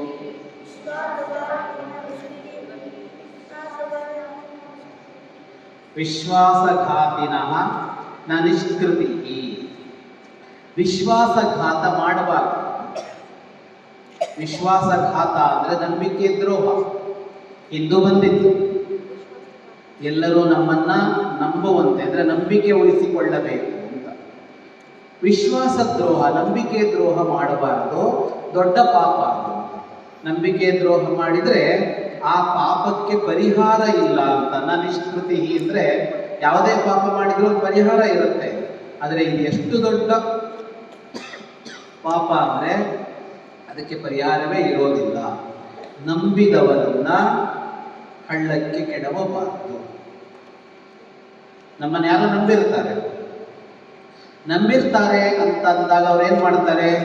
ಅವರು ತನಗೇನು ಇವರಿಂದ ತೊಂದರೆ ಆಗೋಲ್ಲ, ಸಮಸ್ಯೆ ಆಗೋಲ್ಲ ಅಂತ ಎಚ್ಚರಿಕೆಯಿಂದ ಏನೂ ಇರಲ್ಲ, ಆರಾಮಾಗಿರ್ತಾರೆ. ಆಗೇನಾಗುತ್ತೆ? ನಾವು ನಂಬಿಕೆ ದ್ರೋಹ ಮಾಡಿದರೆ ನೋವಾಗುತ್ತೆ ಮತ್ತು ಅವರಿಗೆ ಕಷ್ಟವೂ ಆಗುತ್ತೆ. ಯಾವ ಕಾರಣಕ್ಕೂ ನಂಬಿಕೆ ದ್ರೋಹ ಮಾಡಬಾರದು. ದೈವ ಯತ್ತಂ ನ ಶೋಚೇತ್.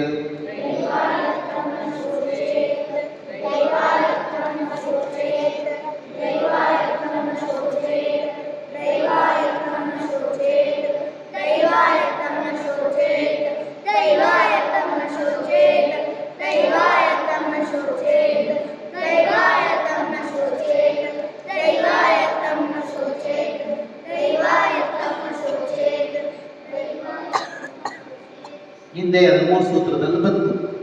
ನಮಗೆ ಯಾವುದಾದ್ರೂ ಒಂದು ಕೆಲಸ ಮಾಡುವಾಗ ಅದು ಸಕ್ಸಸ್ ಆಗಬೇಕು ಅಂದರೆ 2, ಒಂದು ನಮ್ಮ ಪ್ರಯತ್ನ, ಇನ್ನೊಂದು ದೈವ, ಅದೃಷ್ಟ. ನಾವೇ ಯಾವಾಗಲೂ ಮಾಡಿದ ಕಾರ್ಯದ ಫಲ ಬರುತ್ತೆ ಅಂತ ದೈವ ಅಂತ.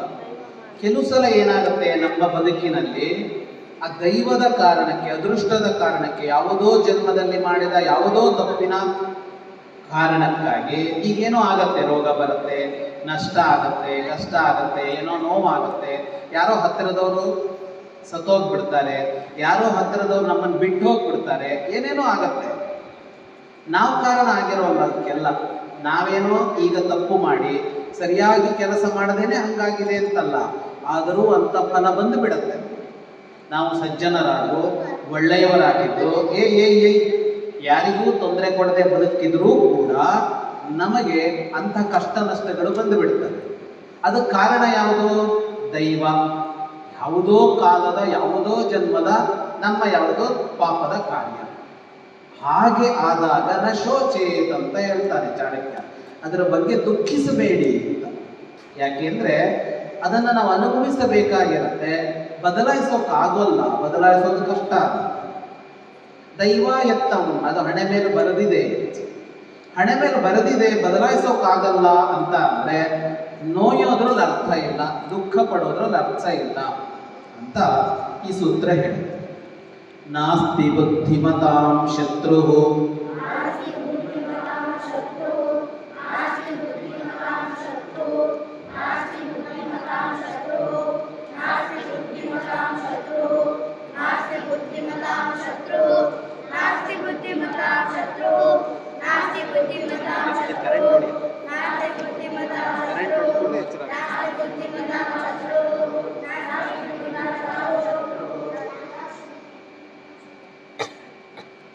ಬುದ್ಧಿ ಇದ್ದವರಿಗೆ ಶತ್ರು ಇರೋಲ್ಲ ಅಂತ ಈ ಸೂತ್ರ. ಬುದ್ಧಿಮತಾಂ ಶತ್ರು ನಾಸ್ತಿ. ಇದು ರಾಜರಿಗೋ ರಾಜ್ಯಗಳಿಗೋ ಎಲ್ಲ ಸಂಬಂಧ ಪಡೋಲ್ಲ, ಅಲ್ಲಿ ಬೇರೆ ಥರ ಶತ್ರುತ್ವ ಇರುತ್ತೆ. ಆದರೆ ನಮ್ಮಂಥ ಸಾಮಾನ್ಯರು ಬದುಕುವಾಗ ಶತ್ರುಗಳಿಲ್ಲದೆ ಇದ್ದಂತೆ ನಾವು ಬದುಕು ಮಾಡಬಹುದು. ಆದರೆ ಅದಕ್ಕೇನು ಬೇಕು? ಜಾಣ್ಮೆ ಬೇಕು. ಬಹಳ ಬಹಳ ಜಾಣ್ಮೆ ಬೇಕಾಗತ್ತೆ ಅದಕ್ಕೆ. ಯಾಕೆಂದರೆ ನಾವು ಸುಮ್ಮನಿದ್ರು, ನಾವು ತಪ್ಪು ಮಾಡದೇ ಇದ್ರು, ನಮಗೆ ದ್ವೇಷದ ಭಾವನೆ ಇಲ್ಲದೇ ಇದ್ರು ಶತ್ರುಗಳು ಹುಟ್ಕೊಳ್ತಾ ಇರ್ತಾರೆ ಅವರಷ್ಟಕ್ಕೆ. ಆದರೆ ನಾವೇನು ಮಾಡಬೇಕು? ಬಹಳ ಜಾಣ್ಮೆಯಿಂದ ಅವರು ನಮಗೆ ಶತ್ರು ಆಗದೆ ಇರೋ ಥರ ನೋಡ್ಕೋಬೇಕು. ಒಂದೊಮ್ಮೆ ಶತ್ರು ಆದ್ರೂ ಅವರಲ್ಲಿ ಶತ್ರುತ್ವದ ಭಾವ ಇಲ್ಲದೆ ಇರೋ ಹಾಗೆ ಅದನ್ನು ಕಿತ್ತಾಕುವ ಹಾಗೆ ಮಾಡ್ಕೋಬೇಕು. ಜಾಣ್ಮೆ ಬೇಕು ಇದಕ್ಕೆ ಅಂತ. ಹಾಗಾಗಿ ಬುದ್ಧಿಮತ, ಯಾರಿಗೆ ಬುದ್ಧಿ ಇದೆಯೋ, ಜಾಣ್ಮೆ ಇದೆಯೋ ಅವರು ಯಾರೂ ತನಗೆ ಶತ್ರುವಾಗದಂತೆ ಮಾಡಿಕೊಳ್ಳಬಲ್ಲರು. ಕ್ಷಮಾವಾನೇವ ಸರ್ವಂ ಸಾಧಯತಿ.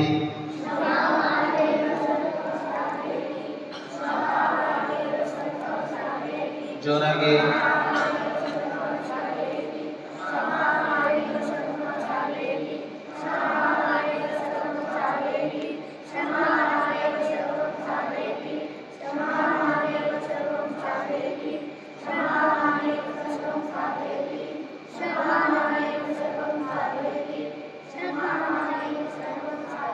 ಕ್ಷಮಾ ಒಂದೇ ಹೇಳ್ತಾ ಇದೆಯಾ? ಮತ್ತೇನು ಹೇಳ್ತಾ ಇಲ್ಲ. ಕ್ಷಮಾವಾನ್ ಏವ ಸರ್ವಂ ಸಾಧಯತಿ. ಕ್ಷಮ ಅಂದರೆ ಸಹನೆ. ಯಾರಿಗೆ ಸಹನೆ ಇದೆಯೋ, ಸಹಿಸಿಕೊಳ್ಳೋದಕ್ಕೆ ಸಾಧ್ಯ ಇದೆಯೋ, ಅವನು ಎಂಥದ್ದನ್ನು ಬೇಕಿದ್ರೂ ಸಾಧನೆ ಮಾಡ್ತಾನೆ. ಏನನ್ನಾದರೂ ಸಾಧನೆ ಮಾಡಬೇಕು ಅಂದರೆ ಕಷ್ಟ ಇರುತ್ತೆ. ಏನು ಕಷ್ಟ ಅಂತ ಅಂದರೆ ಅಷ್ಟು ಕಾಲ ಅದೇ ಕೆಲಸ ಮಾಡ್ಕೊಳ್ಳೋಕ್ಕಾಗಲ್ಲ, ಅದ್ರ ಕಷ್ಟ ಬರುತ್ತೆ, ಎಷ್ಟೆಷ್ಟೋ ತೊಡಕುಗಳು ಬರುತ್ತೆ. ಆದರೆ ಸಹನೆ ಇದ್ದರೆ ಮಾತ್ರ ತುದಿ ಮುಟ್ಟೋದಕ್ಕೆ ಸಾಧ್ಯ. ಇಲ್ಲಾಂದ್ರೆ ಏನಾಗುತ್ತೆ? ಸ್ವಲ್ಪ ಕಾಲ ಕೆಲಸ ಮಾಡಿ ಇನ್ನು ನನಗಾಗಲ್ಲ ಅಂತ ಬಿಟ್ಟು ಓಡೋಗೋ ಥರ. ಹಾಗಾಗಿ ಕಾರ್ಯದ ಕೊನೆಯವರೆಗೂ ಹೋಗಿ ತಲುಪಬೇಕು. ಗುರಿ ತಲುಪಬೇಕು ಅಂತಂದ್ರೆ ಬೇಕಾಗಿರೋದೇನೋ ಸಹನೆ, ಸಹಿಸಿಕೊಳ್ಳಬೇಕು. ಅದು ದೇಹಕ್ಕ ಸಮಸ್ಯೆ ಆಗ್ಬೋದು, ಮನಸ್ಸಿಗೆ ಸಮಸ್ಯೆ ಆಗ್ಬೋದು, ಎಲ್ಲಿಗೂ ಸಮಸ್ಯೆ ಆಗ್ಬೋದು. ಅದನ್ನ ಸಹಿಸಿಕೊಳ್ಳಬೇಕಾಗತ್ತೆ. ಅಂತ ಅನಾರೋಗ್ಯ ಬರುತ್ತೆ, ಇನ್ನೇನೇನೋ ಆಗ್ಬೋದು ಕೆಲಸ ಮಾಡುವಾಗ. ಗುರಿ ಹೇಗಿರಬೇಕು? ಎಂಥದ್ದೇ ಬರಲಿ ನಾನು ಈ ಕೆಲಸ ಬಿಡೋಲ್ಲ ಅಂತ ಇರಬೇಕು. ನಾನು ಆರಾಮಾಗಿದ್ದಾಗ, ನನಗೆ ಉತ್ಸಾಹ ಇದ್ದಾಗ, ನನಗೆ ಏನು ಸಮಸ್ಯೆ ಇಲ್ಲದೆ ಇದ್ದಾಗ, ಅಂದರೆ ಈಗ ಸೆಕೆ ಯಾರು ಮಾಡ್ತಾರೆ? ಬಿಸಿಲಲ್ಲಿ ಈಗ ತುಂಬ ಚಳಿ ಇದೆ, ಯಾರು ಮಾಡ್ತಾರೆ? ಈಗ ಮಳೆ ಬರ್ತಾ ಇದೆ, ಯಾರು ಕೆಲಸ ಮಾಡ್ತಾರೆ? ಈಗ ಹಸಿವಾಗಿದೆ, ಯಾರು ಕೆಲಸ ಮಾಡ್ತಾರೆ? ಈಗ ಊಟ ಆಗಿ ಹೊಟ್ಟೆ ಭಾರ ಆಗ್ಬಿಟ್ಟಿದೆ, ಯಾರು ಕೆಲಸ ಮಾಡ್ತಾರೆ? ಈಗ ನಿದ್ದೆ ಬರ್ತಾ ಇದೆ, ಯಾರು ಕೆಲಸ ಮಾಡ್ತಾರೆ? ಈಗ ಇನ್ನೂ ನಿದ್ದೆಯಿಂದ ಎದ್ದಿದ್ದೀನಿ, ಯಾರು ಕೆಲಸ ಮಾಡ್ತಾರೆ ಅಂತ ಕುತ್ಕೊಂಡ್ರೆ ಗುರಿ ತಲುಪೋಕ್ಕಾಗಲ್ಲ. ಅದು ಹಸಿವಾಯಿತು, ಹೊಟ್ಟೆ ತುಂಬಿತೋ, ನಿದ್ದೆ ಬಂತೋ, ನಿದ್ದೆ ಬರಲಿಲ್ವೋ, ಆರೋಗ್ಯ ಕೆಡ್ತೋ, ಏನು ಬೇಕಿದ್ರೂ ಆಗಲಿ, ಅಂದುಕೊಂಡ ಕೆಲಸವನ್ನ ಮುಗಿಸಿಯೇ ನಿಲ್ಲಿಸ್ತೀನಿ ಅಂತ ಇದ್ರೆ ಆ ಕೆಲಸನ ಮಾಡಿ ಮುಗಿಸೋಕೆ ಬರುತ್ತೆ ಅಲ್ವೇನಾ? ಏನು ಬೇಕಿದ್ರು ಮಾಡಲಿ, ಯಾವ ಪಾಠ ಬೇಕಿದ್ರು ಮಾಡಲಿ, ನಾವು ಆಟನೇ ಆಡ್ತೀವಿ ಅಂತ ಸಹನೆಯಿಂದ ಆಟ ಆಡ್ತಾನೆ ಇದ್ರೆ ಇಡೀ ದಿನ ಆಟ ಆಡ್ಬೋದು. ನೀ ಏನಾದರೂ ಹೇಳೋದಾದ್ರೆ ದೊಡ್ಡ ಕೇಳಮ್ಮ. ನೀ ಹೇಳಿದ್ದನ್ನು ಅನುವಾದ ಮಾಡೋ ಪಕ್ಕದಲ್ಲಿ ಒಬ್ಬರನ್ನ ಇಟ್ಕೋಬೇಕು. ಅದೇ ಕೆಲಸ. ಸಹನೆ ಬೇಕು ಅಂತ. ಸಹನೆ ಅಂದರೆ ಏನೇ ಆದರೂ ವಿಚಲಿತರಾಗಬಾರದು ಅನ್ನೋದು ಮುಖ್ಯ. ಸಾಧ್ಯ ಇದೆ, ಅದಕ್ಕೆ ವಿಲ್ ಪವರ್ ಅಂತ ಕರೀತಾರೆ ನೋಡಿ. ವಿಲ್ ಪವರ್ ಅಂತ ಕರೀತಾರೆ. ಅಂದರೆ ಮನಸ್ಸು ಗಟ್ಟಿಯಾಗಿದ್ರೆ, ಆತ್ಮಶಕ್ತಿ ಅಂತ ಕರೀತಾರೆ. ಮನಸ್ಸು ಗಟ್ಟಿಯಾಗಿದ್ರೆ ದೈಹಿಕವಾದ ಸಮಸ್ಯೆಗಳಿರಲಿ, ಬೇರೆ ಸಮಸ್ಯೆಗಳಿರಲಿ, ಅದು ನಮ್ಮನ್ನು ಬಾಧಿಸೋಲ್ಲ. ಆಪದರ್ಥಂ ಧನಂ ರಕ್ಷೇತ್.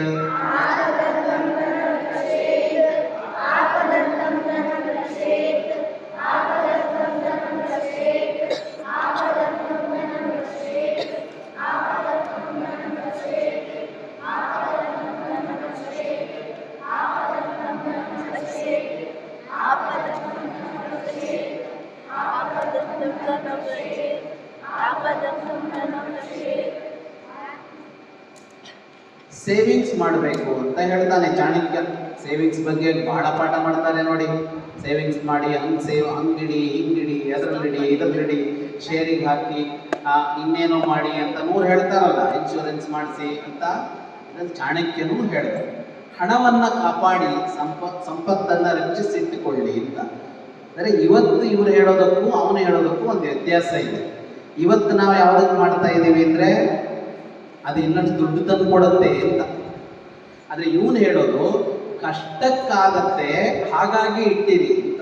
ಆಪದರ್ಥ, ಆಪತ್ತು ಬರಬಹುದು, ಅದಕ್ಕಾಗಿ ಧನಂ ರಕ್ಷೆ, ಒಂದಿಷ್ಟು ಹಣವನ್ನು ಉಳಿಸಿಕೊಳ್ಳಿ ಅಂತ. ದುಡಿಬೇಕು, ಗಳಿಸಬೇಕು, ಬಳಸಬೇಕು ಮತ್ತು ಉಳಿಸಬೇಕು. ಏನೋ ಪದ್ಮನಾಭ ಯಾವ್ದಾವ್ದು ನಾ ಹೇಳಿದ ಮೂರನ್ನ ಹೇಳೋ ಸರಿಯಾಗಿ. ಗಳಿಸಬೇಕು, ಬಳಸಬೇಕು ಮತ್ತು ಉಳಿಸಬೇಕು. ಗಳಿಕೆ, ಬಳಕೆ, ಉಳಿಕೆ, ಮೂರಿರುತ್ತೆ. ಶ್ವಕಾರ್ಯ ಮಧ್ಯ ಕುರ್ವೀತ,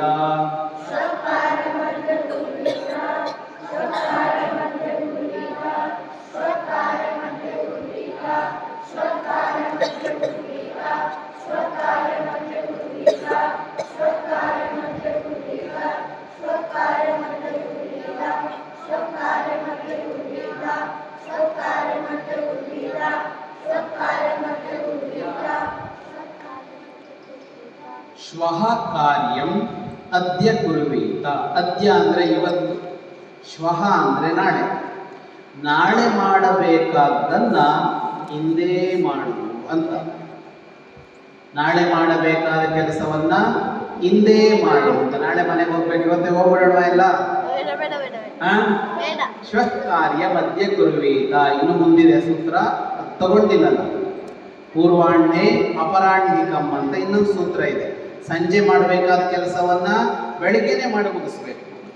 ಅಂದರೆ ಮೊದಲೇ ಕೆಲಸ ಮುಗಿಸಿರ್ಬೇಕು, ಆಮೇಲಲ್ಲ. ನಾಳೆ ಲಾಸ್ಟ್ ಡೇಟ್ ಇದೆ ಅಂದರೆ ಲಾಸ್ಟ್ ಡೇಟ್ವರೆಗೂ ಕಾಯೋದಲ್ಲ, ಇವತ್ತು ಮುಗಿಸಿ ಆರಾಮಾಗಿ ಹಾಗಿರ್ಬೇಕು ಕೆಲಸ ಅಂತ.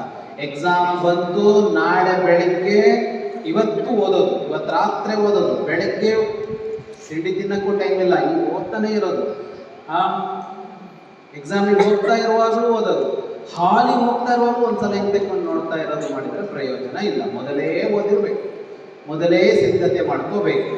ಶ್ವಕಾರ್ಯಂ ಅದ್ಯ ಕುರ್ವೀತ. ನಾಳೆ ಮಾಡಬೇಕಂತನ್ನ ಇವತ್ತೇ ಮಾಡಬೇಕು. ಮುಗಿದೋಯ್ತಲ್ಲ, ಒಂದು ಉಳಿದಿದೆಯಲ್ಲ, ಅದನ್ನು ಮುಗಿಸೋಣ. ಏನಂತ ಹೇಳಿದ್ದು ಧೃತಿದು? ಒಂದೇ ಸೂತ್ರ, ಸುಖಸ್ಯ ಮೂಲಂ ಧರ್ಮ. ಹೇಳೋದೇನು ಬೇಡ, ಹೇಳಿದ್ದೀನಿ. ಸುಖದ ಮೂಲ ಯಾವುದು ಅಂದರೆ ಅದು ಧರ್ಮ. ಮೂಲ ಅಂದರೆ ಕಾರಣ, ಸುಖಕ್ಕೆ ಕಾರಣವಾದದ್ದು ಧರ್ಮ ಅಂತ. ನಮಗೆ ಸುಖ ಬೇಕು ಅಂತ ಇರುತ್ತೆ. ಸುಖ ಅಂದರೆ ಏನು? ಸುಖ ಬೇಕು ಅಂತ ಹೇಳ್ತೀವಲ್ಲ, ಸುಖ ಅಂದರೆ ಏನು ಅಂದರೆ ನಾವು ಆರಾಮಾಗಿರ್ಬೇಕು, ನಾವು ಖುಷಿಯಾಗಿರ್ಬೇಕು, ನಮಗೆ ಬೇಕಾದ್ದೆಲ್ಲ ಸಿಗ್ಬೇಕು. ಇದಕ್ಕೆ ಸುಖ ಅಂತ ಹೆಸರು. ನಾವು ನಮಗೆ ಬೇಕಾದಂಗೆ ಇರಬೇಕು, ಆರಾಮಾಗಿರ್ಬೇಕು, ಮತ್ತು ನಮ್ಗೆ ಏನೆಲ್ಲ ಬೇಕು ಅಂತ ಅನ್ಸುತ್ತೋ ಅದು ಸಿಗಬೇಕು, ಮತ್ತು ಅದು ನಮಗೆ ಖುಷಿ ಕೊಡಬೇಕು, ನೆಮ್ಮದಿ ತೃಪ್ತಿ ಕೊಡಬೇಕು. ಹೀಗಿದ್ರೆ ಸುಖ. ವಸ್ತುಗಳೆಲ್ಲ ಇದ್ರೆ ಸುಖ ನಮಗೆ ಅಂತ ಅನ್ಸುತ್ತೆ. ಕಾರ್ ಇದ್ರೆ ಸುಖ, ಮೊಬೈಲ್ ಇದ್ರೆ ಸುಖ, ಅವ್ರ ಜೊತೆಗಿದ್ರೆ ಸುಖ, ಇಲ್ಲಿದ್ರೆ ಸುಖ, ಅಲ್ಲಿದ್ರೆ ಸುಖ, ಏನೇನೋ ಇರುತ್ತೆ. ಇದೆಲ್ಲ ಸಿಗಬೇಕು ಅಂತ ಅಂದರೆ ಇದಕ್ಕೆ ಕಾರಣವಾದದ್ದು ಯಾವುದು? ನಮಗೆ ಸುಖವನ್ನು ದೊರಕಿಸಿಕೊಡೋದು ಯಾವುದು ಅಂದರೆ ಅದು ಧರ್ಮ ಅಂತ ಚಾಣಕ್ಯ ಹೇಳ್ತಾರೆ. ಸುಖ ಸಿಗಬೇಕು ಅಂದರೆ ಧರ್ಮವನ್ನು ಆಚರಿಸಬೇಕು ಅಂತ. ಧರ್ಮ ಅಂದರೆ ಏನು? ಧರ್ಮ ಅನ್ನೋದಕ್ಕೆ ಬಹಳ ಬಹಳ ವ್ಯಾಖ್ಯಾನ ಮಾಡ್ಕೊಂಡು ಬಂದಿದ್ದಾರೆ. ಧರ್ಮ ಅನ್ನೋದಕ್ಕೆ, ಧರ್ಮ ಅಂದರೆ ಸರಿಯಾದದ್ದು ಯಾವುದೋ ಅದು ಧರ್ಮ. ಸರಿಯಾದದ್ದು ಯಾವುದೋ ಅದು ಧರ್ಮ. ಯಾವುದು ಸರಿಯೋ ಅದೆಲ್ಲದಕ್ಕೂ ಧರ್ಮ ಅಂತ ಹೆಸರು. ಸುಖ ಬೇಕಾ? ಸರಿಯಾದದ್ದು ಯಾವುದೋ ಅದನ್ನು ಮಾಡು, ತಪ್ಪು ಮಾಡಬೇಡ. ತಪ್ಪು ಮಾಡಿದರೆ ಸುಖ ಸಿಗೋದು, ಸರಿಯಾದದ್ದನ್ನು ಮಾಡಿದರೆ ಸುಖ ಸಿಗತ್ತೆ. ಧರ್ಮ ಅನ್ನೋದಕ್ಕೆ ಇನ್ನೂ ಬಹಳ ಬಹಳ ದೊಡ್ಡ ವ್ಯಾಖ್ಯಾನಗಳಿವೆ, ತುಂಬ ವಿಸ್ತಾರವಾಗಿ ತಿಳ್ಕೊಳ್ಬೇಕಾದದ್ದು. ಧರ್ಮ ಅಂದರೆ ಏನು ಅನ್ನೋದನ್ನೇ ತಿಳ್ಕೊಳ್ಬೇಕಾಗುತ್ತೆ. ಏನನ್ನ ಅರ್ಥ ಮಾಡ್ಕೋಬೇಕು ಅಂತ ಅಂದ್ರೆ, ನಮ್ಮವರು ಧರ್ಮ ಧರ್ಮ ಅಂತ ಭಾರತದಲ್ಲಿ ಋಷಿಗಳು ಕಾಲದಿಂದ ಹೇಳ್ಕೊಂಡು ಬಂದರು. ದಾನ ಮಾಡೋದು ಧರ್ಮ ಅಂದ್ರು, ಯಾರಿಗಾದ್ರೂ ಉಪಕಾರ ಮಾಡೋದು ಧರ್ಮ ಅಂತ ಅಂದ್ರು, ಯುದ್ಧ ಮಾಡೋದು ಧರ್ಮ ಅಂತ ಅಂದ್ರು, ಯಾರಿಗೋ ಊಟ ಹಾಕೋದು ಧರ್ಮ ಅಂದ್ರು, ಯಾರಿಗೋ ವಿದ್ಯೆ ಕಲಿಸಿದ್ರೆ ಅದನ್ನ ಧರ್ಮ ಅಂತ ಅಂದ್ರು. ಹೀಗೆ ಜಗತ್ನಲ್ಲಿ ಒಳ್ಳೇದು ಅಂತ ಏನಿದೆಯೋ ಇದೆಲ್ಲದಕ್ಕೂ ಏನಂತ ಹೆಸರು? ಧರ್ಮ ಅಂತ ಹೆಸರು. ಈ ಒಳ್ಳೇದನ್ನ ಮಾಡಿದರೆ ಮಾತ್ರ ನಮಗೆ ಸುಖ ಸಿಗತ್ತೆ, ಒಳ್ಳೇದನ್ನ ಮಾಡದೇ ಇದ್ರೆ ದುಃಖ ಬರುತ್ತೆ. ಇದು ಚಾಣಕ್ಯನ ಸೂತ್ರ. ಇದು ಅಲ್ಲಿ ಒಂದೇ ಸೂತ್ರ ಅಲ್ಲ, ನಿಮಗೆ ಕೊಟ್ಟಿರುವ 108ರಲ್ಲಿ ಇದು ಒಂದನೇ ಸೂತ್ರ. ಚಾಣಕ್ಯ ನೀತಿ ಸೂತ್ರದಲ್ಲಿ ಆಯ್ದ 108 ಸೂತ್ರಗಳನ್ನ ನೀವು ಕೇಳಿದ್ದೀರಿ. ಇಷ್ಟೇ ಅಲ್ಲ, ಆಯ್ದ 108 ಸೂತ್ರ ಅಂದ್ರೇನು? ಚಾಣಕ್ಯ ನೀತಿ ಸೂತ್ರ ಅನ್ನುವ ಗ್ರಂಥದಲ್ಲಿ ಚಾಣಕ್ಯ ಬರೆದಿರೋದು ಇಷ್ಟೇ ಸೂತ್ರನಲ್ಲ, ಅವನ 500 ಸೂತ್ರ ಬರೆದಿದ್ದಾನೆ. ಆದರೆ ನಿಮಗೆ ಈ ಶಿಬಿರಕ್ಕೆ ಬೇಕಾಗುವಂತೆ ನಿಮ್ಮ ವಯಸ್ಸಿಗೆ ತಲುಪುವಂಥದ್ದು ಅಂತ ಈ 108ಅನ್ನ ಆಯ್ಕೆ ಮಾಡಿ ಮುಂದಿನ 500 ಸೂತ್ರವನ್ನು ನೀವು ಮುಂದೆ ಅಭ್ಯಾಸ ಮಾಡಬೇಕು, ಅಧ್ಯಯನ ಮಾಡಬೇಕು. ಅದೆಲ್ಲ ಇನ್ನೂ ಅದ್ಭುತವಾದ ವಿಷಯಗಳಿವೆ, ಅರ್ಥ ಮಾಡ್ಕೊಳ್ಬೇಕಾದ ಅಂಶಗಳೆಲ್ಲ ಇವೆ. ಇದಿಷ್ಟನ್ನ ಚಾಣಕ್ಯ ನಮಗಾಗಿ ಬರೆದಿಟ್ಟು ಹೋದ. ಅದನ್ನ ಯಾರೋ ಒಬ್ಬರಿಂದ ಒಬ್ಬರಿಗೆ ಹೀಗೆ ಒಂದು ತಲೆಮಾರಿನಿಂದ ಒಂದು ತಲೆಮಾರಿಗೆ ತಲುಪಿಸ್ತಾ ಹೋದ್ರು. ಅದು ನನ್ನವರೆಗೆ ಬಂದಿತ್ತು, ಈಗ ಯಾರವರೆಗೆ ಬಂತದು? ನಿಮ್ಮವರೆಗೆ ಬಂತು. ನೀವೇನ್ ಮಾಡ್ಬೇಕು? ಅದನ್ನ ಅನುಸರಿಸಬೇಕು, ಅರ್ಥ ಮಾಡ್ಕೋಬೇಕು, ಅನುಸರಿಸಬೇಕು. ಅನುಸರಿಸಿದ ಮೇಲೆ ಏನ್ ಮಾಡಬೇಕು? ಬೇರೆಯವರಿಗೆ ಕಲಿಸಬೇಕು, ಬೇರೆಯವರಿಗೆ ಕಲಿಸಬೇಕು. ಇಷ್ಟು ಪಾಠ ನಿಲ್ಸೋಣವಾ?